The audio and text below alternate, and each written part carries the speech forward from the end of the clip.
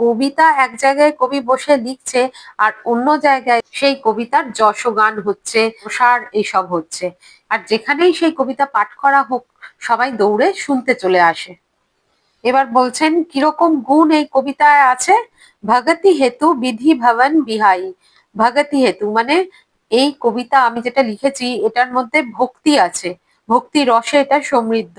বিধি ভবন বিধাই, বিধি ভবন মানে হচ্ছে ব্রহ্মা, ব্রহ্মলোকে যে থাকে।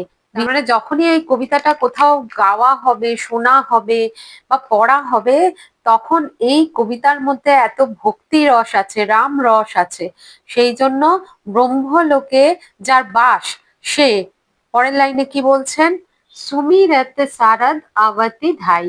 সুমিরত মানে হচ্ছে সুমিরন করতে করতে, সারদ মানে হচ্ছে মা সরস্বতী, আওয়াতি মানে আসবে, ধাই মানে দৌড়ে।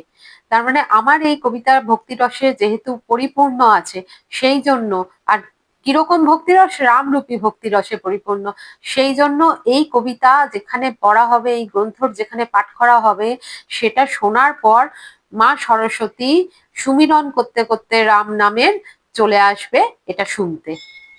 যারা ভক্ত তারা আজও এটাই মানেন যে যেখানে এই রামকথা পড়া হয় সেখানে আজও হনুমানজি এসে বিরাজমান হন এবং সেই রামকথা শোনেন। সুতরাং এ তো সম্পূর্ণ একটা ভক্তের বিশ্বাসের ওপর, কারণ ভক্ত যুক্তি তর্ক মানে না, আর মানলে মা গঙ্গা, না মানলে প্রবাহমান নদী। এবার পরের স্তুতি। রামচরিত সর বিনু अनहवाए सो श्रम जय न कोटि उपाय कवि कोविद अस হৃদয় বিচারি গাওয়াহি হরি জস কলিমল হরি। এবার বলছেন রামচরিত সর বিনু অনহওয়ায়, মানে তিনি বলছেন সরস্বতী মা দৌড়ে দৌড়ে এই যে এতটা আসবেন এই রামকথা শোনার জন্য, তিনি তো অত্যন্ত ক্লান্ত হয়ে পড়বেন এতটা দূর আসার জন্য।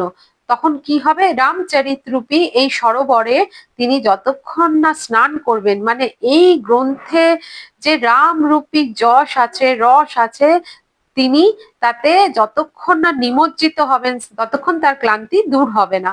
তার মানে মা সরস্বতী নিমজ্জিত হয়ে এই রামকথা শুনবে এবং তাতে তার ক্লান্তি দূর হবে। কবি কবি আস হৃদয় বিচারি, এই কারণেই যত কবি আছে, পণ্ডিত আছে, তারা হৃদয়ে বিচার করেছেন, হৃদয় দিয়ে বিচার করেছেন এই কথাটা। বিচার করে কি করেছেন, গাওয়াহি হরিজস, তারা গান, হরিযশ গান, কলিমলহারি, যেটা কলিমলের হরণ করবেন। তার মানে এই রামরূপী রচনা তারা গেয়ে গেয়ে বেড়ান এবং এটা কলিমল